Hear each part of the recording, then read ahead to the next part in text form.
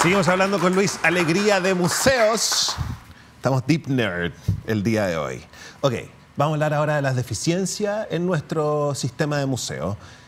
¿Qué sucede, por ejemplo, cuando en la excavación de la línea 6 del metro se encuentra un cementerio indígena? ¿A dónde va a parar eso? ¿Tenemos la capacidad de poder mostrarle a la gente aquello? Buen punto. Yo diría que lamentablemente no. Lo que pasó en la línea 6 del metro pasó en la línea 5 también, Estación Quinta Normal, de un gran cementerio indígena, en cierta forma. Y ahí yo creo que, y por cierto también podríamos decirlo, en Plaza de Armas, donde se encontraron los cimientos del primer mercado de abastos de nuestro país, y todo eso se borró. Y en muchas otras, se borró en el sentido de que hay un tipo de arqueología que se llama de rescate, que es una vez encontrado, ¿no es cierto?, restos arqueológicos, se hace una campaña de rescatar ese patrimonio arqueológico. Está establecido además en la ley y hay todo un sistema, ¿no es cierto?, bien definido sobre aquello. Pero, por ejemplo,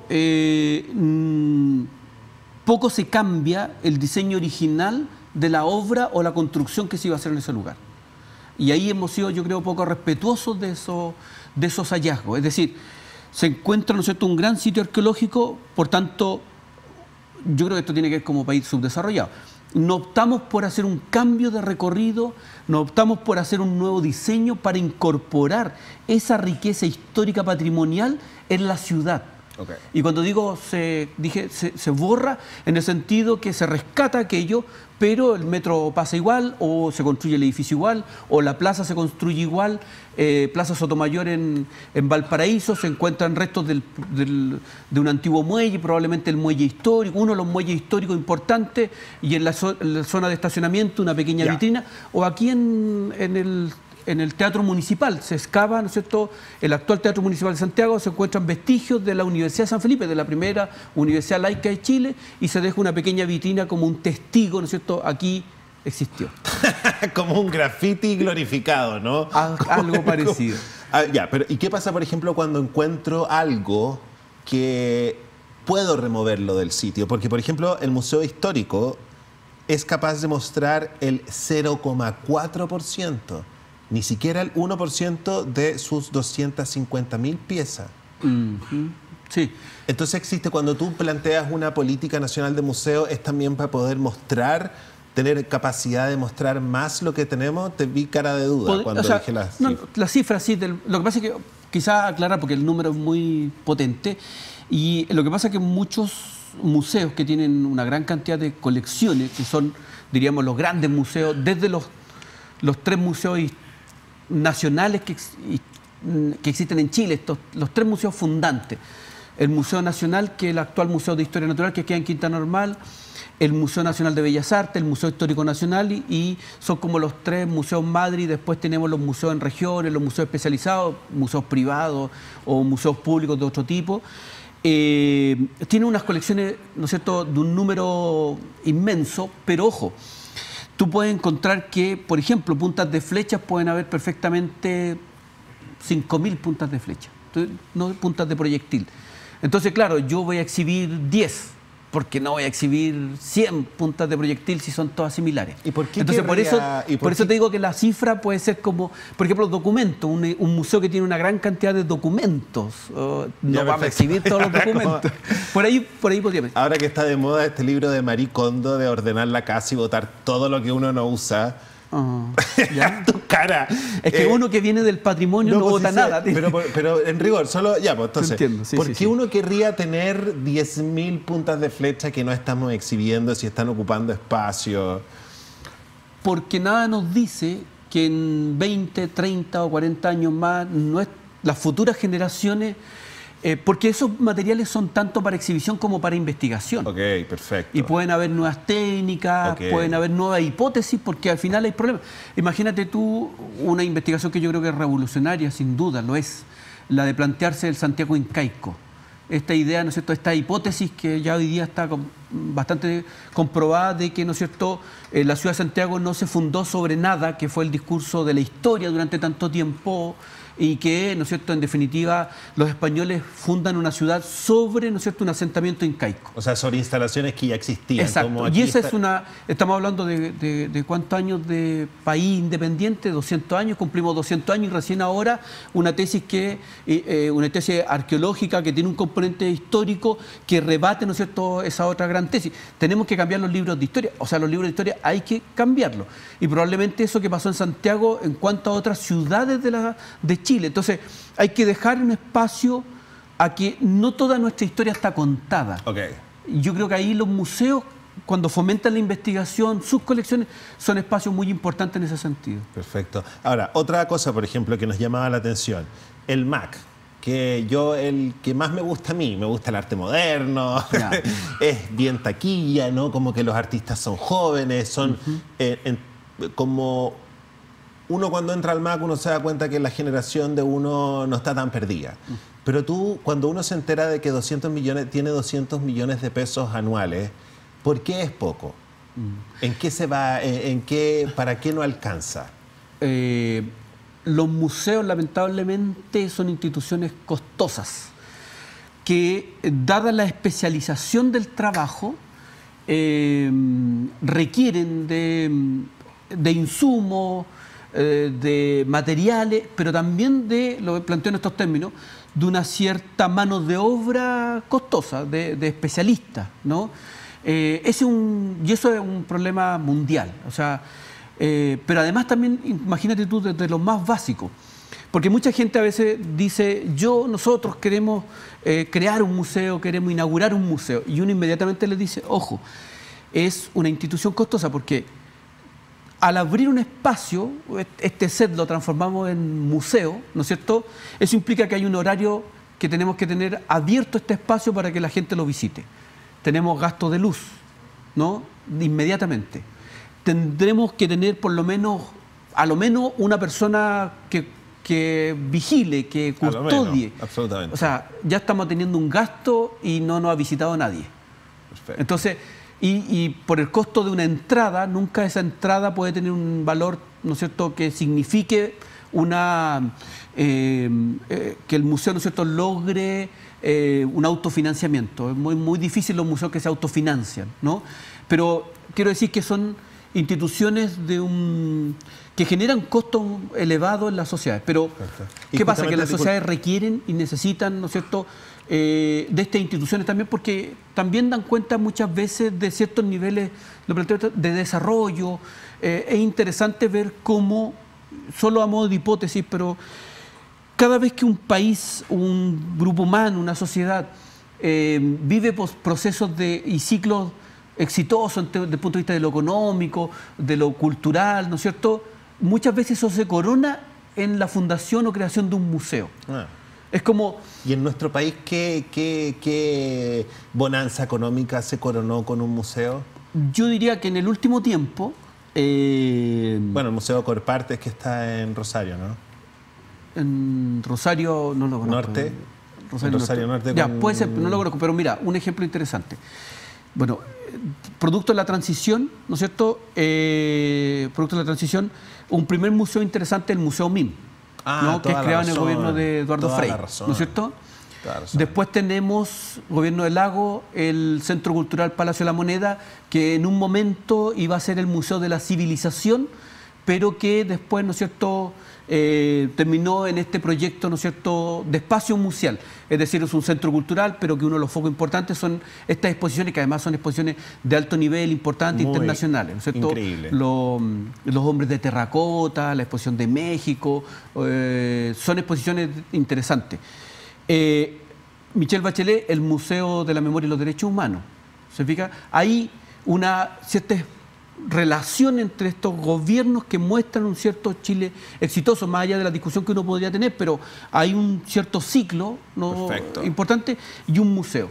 Piñera, por suerte no creó museo, pero bueno, ese es otro tema, pero no hay museo con Piñera. Pero eso es interesante de hacer esa vinculación. Entonces uno después podría irse a Francia, Alemania hoy día. Alemania está invirtiendo y transformando la isla de los museos, que es un espacio museológico del siglo XVIII. Y es como esta Alemania reunificada, esta Alemania, ¿no es cierto?, vanguardia en la Unión Europea requiere mostrarse al mundo. Yo creo que hay un ejercicio de mostrarse al mundo y los museos son espacios espectaculares en ese sentido. Perfecto. Oye, siguiendo como en estas deficiencias, en el MAC, por ejemplo, se habla de que obras de Roberto Mata, de Joan Miró, que donaron los mismos artistas, están en condiciones peligrosas. ¿Cuáles son esas condiciones peligrosas? En el caso de los museos, el depósito, que es el espacio de almacenamiento de obras, la idea es que sea, ¿no es cierto?, con los mejores estándares en términos de protección, ¿no?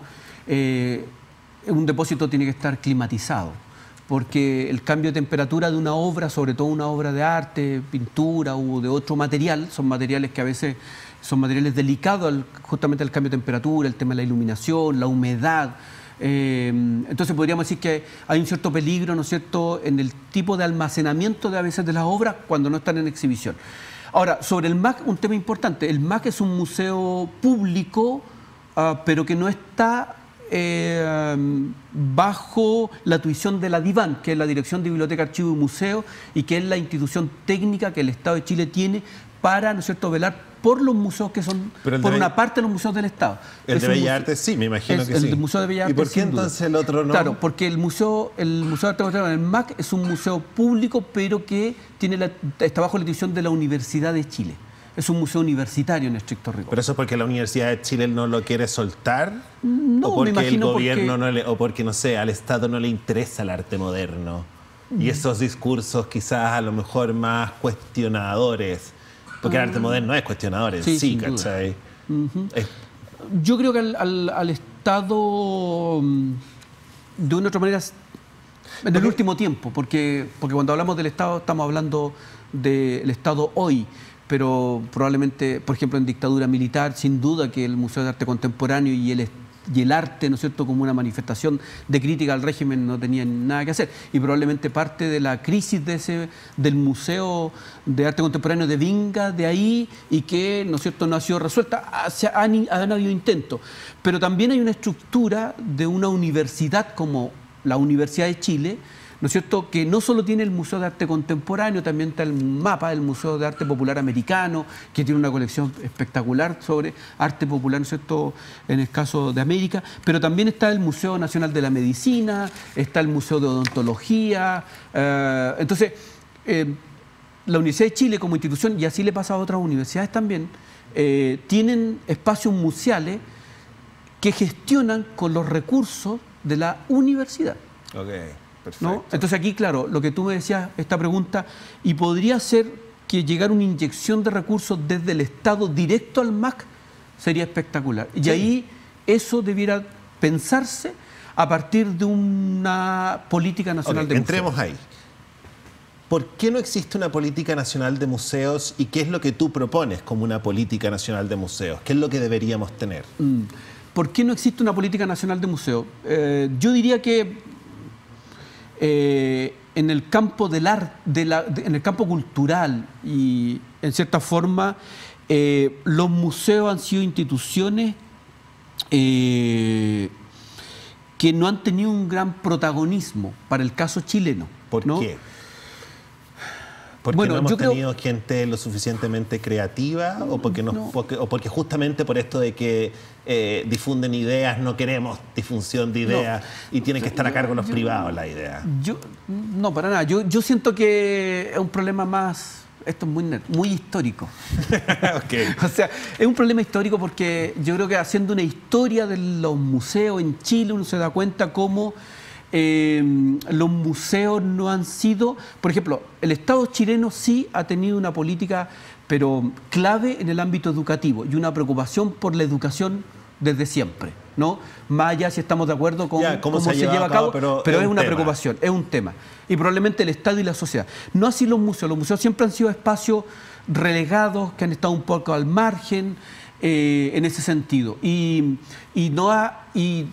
De hecho, la Dirección de Biblioteca, Archivos y Museos, es una y museos, da cuenta de aquello, más aún que la dirección, la DIVAM, está en el Ministerio de Educación. Ya, pero espérate, pero la pregunta entonces, ¿por qué siempre históricamente ha estado relegado? Puede ser porque a lo mejor nosotros no somos como lo suficientemente sofisticados como para entender lo que un museo nos podría entregar?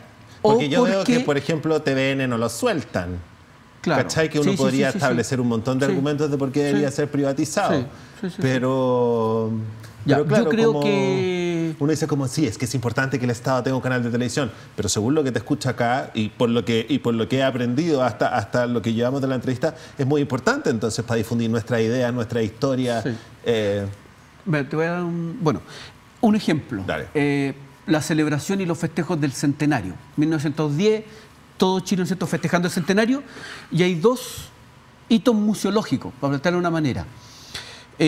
La Exposición Internacional de Bellas Artes, se inaugura el Palacio de Bellas Artes, Parque Forestal, y se convoca, ¿no es cierto?, a que artistas a nivel internacional, comisiones por países, ¿no es cierto?, presenten sus obras. Eso se hace un catálogo de toda esa gran exposición, ¿no es cierto?, donde hay obras de Francia, Estados Unidos, Inglaterra, España, ¿no es cierto?, de muchos países del mundo y, por cierto, también de Chile. De hecho, hay un grupo de artistas que quedaron relegados de esa Exposición Internacional de Bellas Artes. La inaugura el presidente de la República, todo. Junto y en paralelo a eso, una exposición histórica del centenario.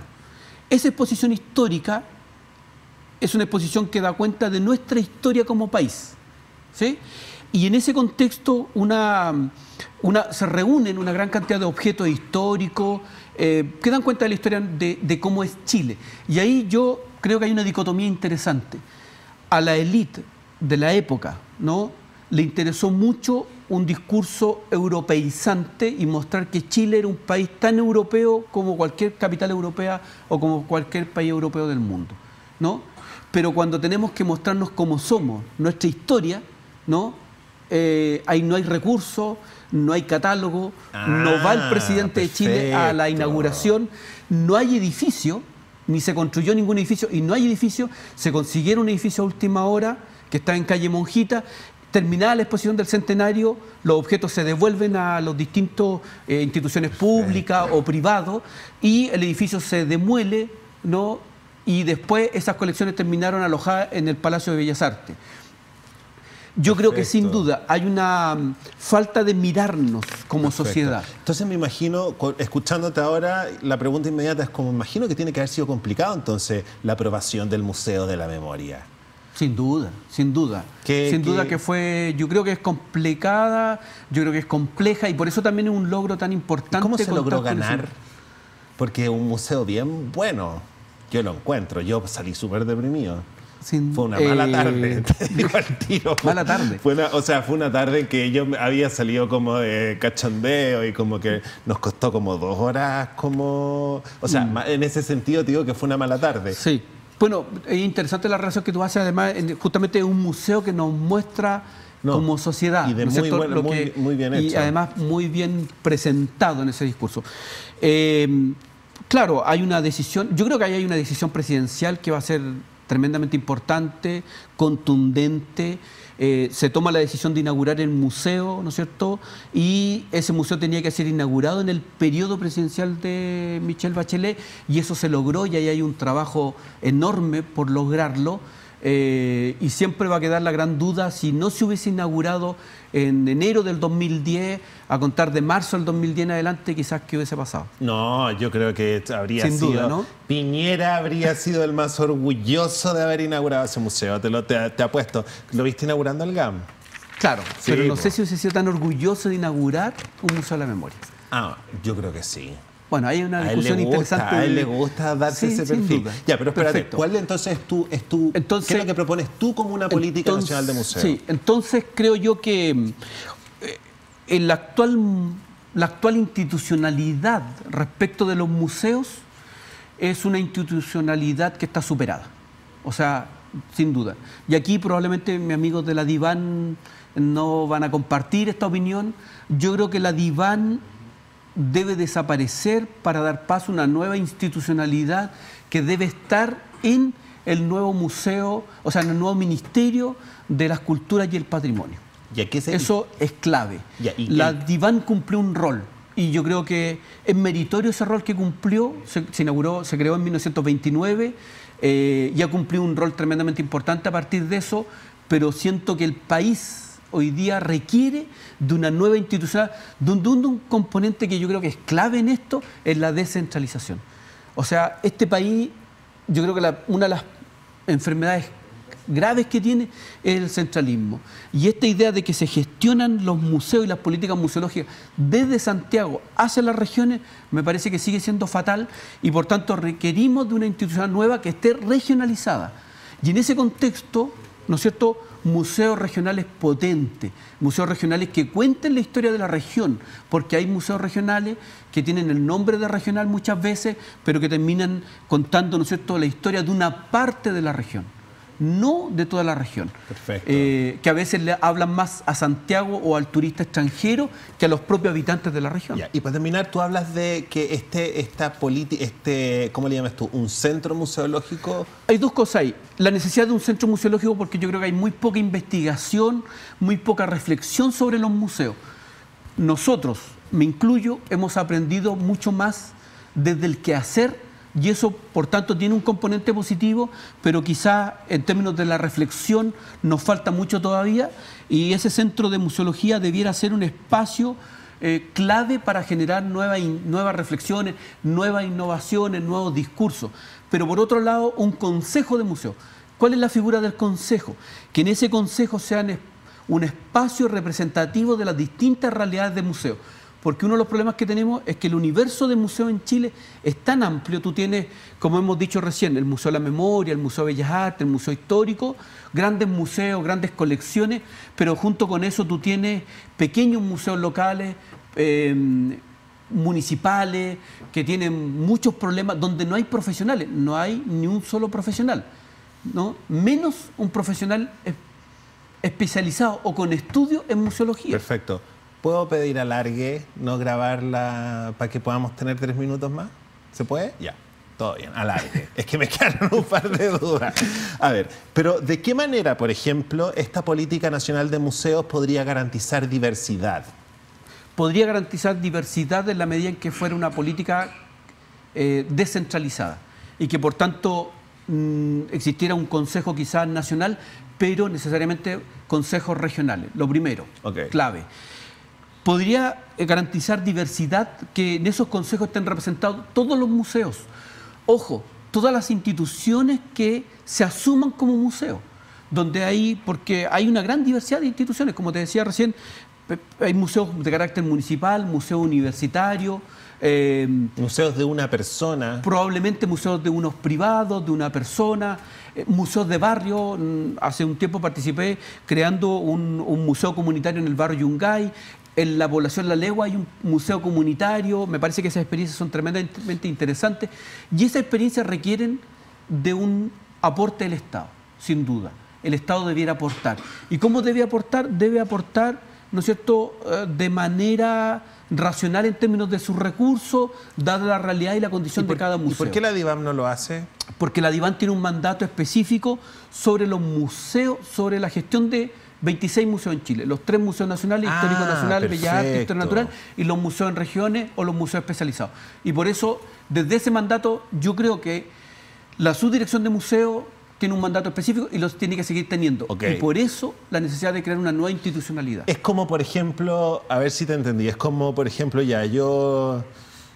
mi pueblo de Los Vilos, que ya en Los Vilos vamos a poner, creo que hay un par de artistas que están tratando como de, que se creara una especie de museo. Sí. Entonces, como si existe esta política nacional de museos, nosotros podríamos vernos beneficiados de este centro de nerds que tienen todo este conocimiento, ¿no? Perfecto. En oposición. Sí. Sin embargo, acá hay una palabra que a mí se me prende en que tú hablas de que se tendría que regular. Sí. Que estos museos tendrían que contar con condiciones mínimas. ¿Qué sucede entonces con los que no pueden alcanzar estas condiciones mínimas por un asunto de financiamiento? Sin duda. ¿Se tienen que llamar qué? No, pero lo que yo creo es que ahí quien quiera llamarse museo, y aquí viene un rol yo creo que del Estado, en términos de decir, hay que regular, ¿no es cierto?, la existencia de museos en Chile. A la fecha hoy día hay cerca de 200 museos en todo el país.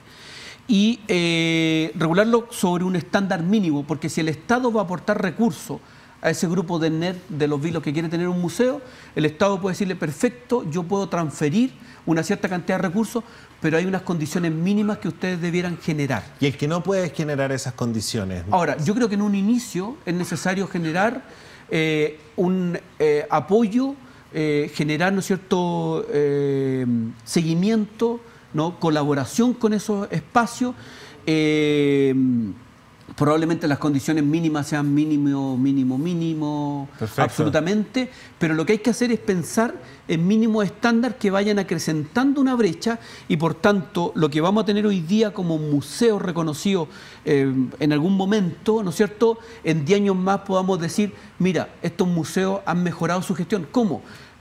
Atención de público. De 20 personas que ingresaban al mes, están ingresando 100.